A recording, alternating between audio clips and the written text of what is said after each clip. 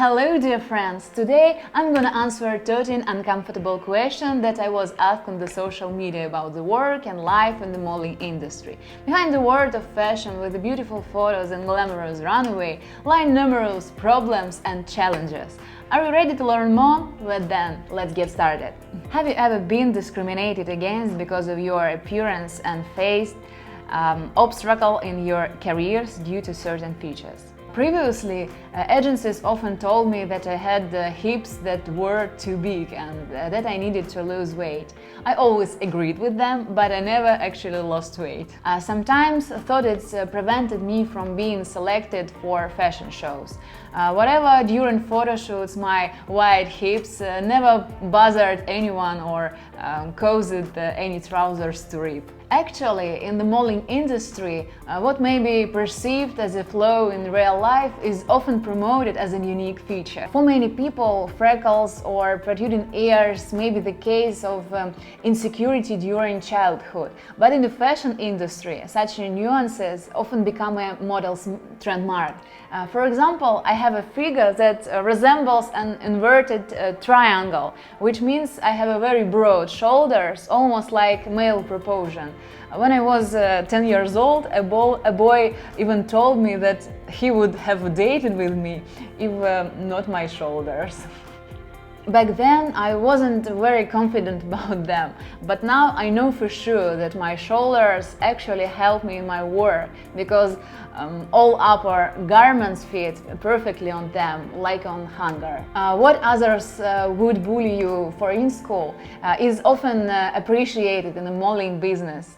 For instance, when I was in school, thin plucked eyebrows were in fashion, but mine were wide and even connected in the middle. I looked unusual compared to everyone else, and my classmate would constantly tease me about it, telling me to pluck them and not embarrass myself with the wide brows. But I held my ground, and luck was on my side. Those eyebrows eventually became a trend when I entered the modeling world.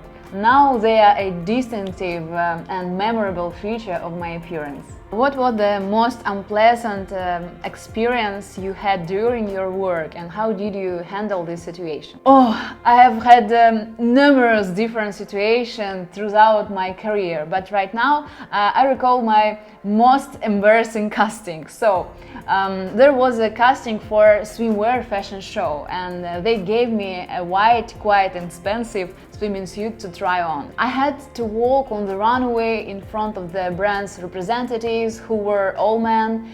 After I walked the runway, one of the clients approached me and said me that something red was visible from behind. I suspected something was wrong. Rushed to the dressing room, I looked in the mirror.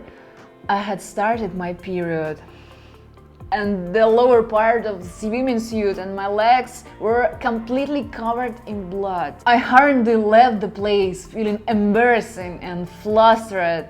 Half an hour later, my manager called and informed me that I got the job. How do you maintain self-confidence, and how do you deal with the public criticism regarding your appearance? First of all, I don't consider my appearance as my accomplishment. I was born with it. I believe that nobody has the right to criticize what nature has given someone. My merit lies only is how I maintain what nature has given me. I simply don't understand the subject of criticism. People don't criticize the appearance of animals or plants. I think criticism should only be directed at actions, and that too if you ask for it. So, I don't get particularly upset if someone doesn't like my appearance. To be confident, the most important thing is to know that you can't please everyone. You are not $100 bill. However, despite all this, I'm quite sensitive, and it hurt me deeply when, for example, people treat me rudely, insult me and try to hurt me. I try to approach such situation philosophically and believe that if someone's words have hurt you, the problem is always with the person who said those words, not with you. Happy and kind people don't try to validate themselves. and the expense of others. I also read the thought that if someone offends you, perceive it as if they did it accidentally, without malicious intent, just being foolish. But the way it makes life easier. Oh, I have to thank my mom for my self-esteem. When I was a child, she used to tell me I was a princess, and I believed her. Now my husband tells me the same, and I believe him too. In general, I've never really had complexes about my appearance, although like everyone else, I can feel insecure at times, especially in the new environments with the new people and in familiar situations. I get shy, blushed, and say silly things. The important thing is to smile, and people will forgive you for your blunders, and they will support it with the likes and follows as well, right? Have you ever faced pressure to leave your modeling career due to aging?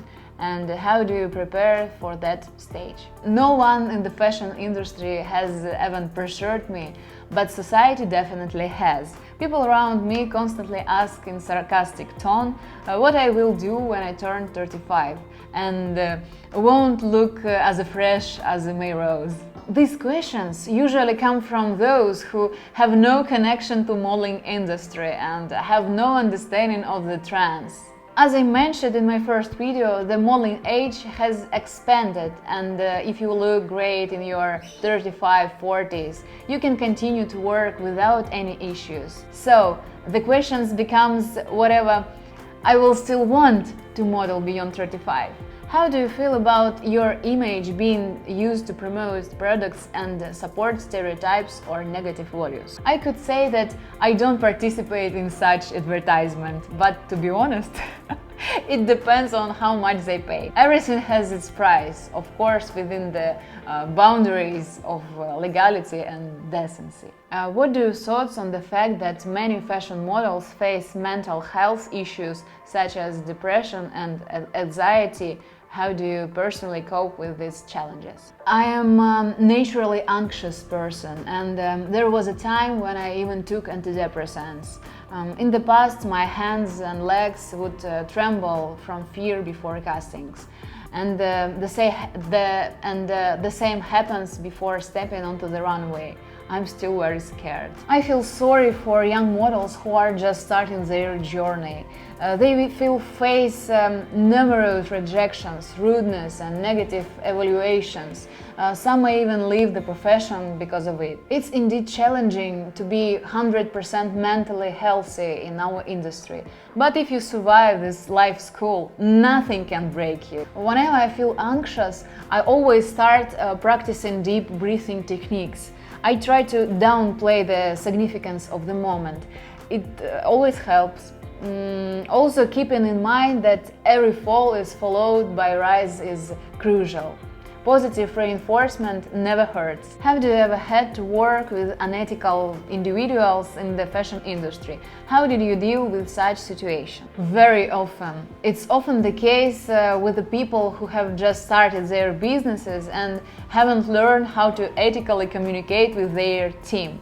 Some fashion shows directors also fall in this category. They enjoy making inappropriate and offensive remarks about models' appearances and walks, for example.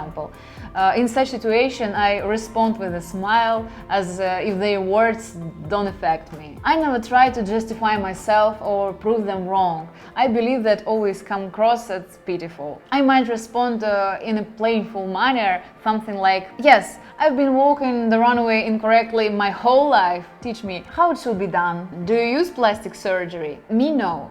But I'm not against it. Firstly, if it's done for medical reasons, and secondly, if it's look natural, and thirdly, if it doesn't change one's individual features. Plastic surgery can help further harmonize one's face, and that's great. But most people go overboard and end up looking similar to each other. There are many modern models who have some more interesting with the help of skillful surgery.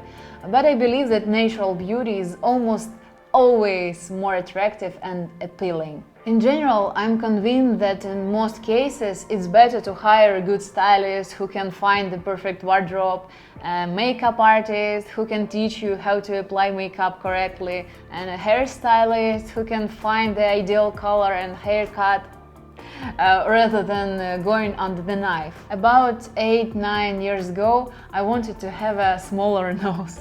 At the time, I had a long hair and my nose seems to protrude significantly from beneath it. Now, with my hair completely pulled back from my face, my nose doesn't look big, and I like it. Have you ever been approached by a photographer? Once, a photographer forced me to undress on camera. I was still underage at the time, and of course I didn't tell everyone about it. We were supposed to take snaps, but he apparently wanted more erotic photos. He kept insisting that I should bend over or pose in a sexual manner.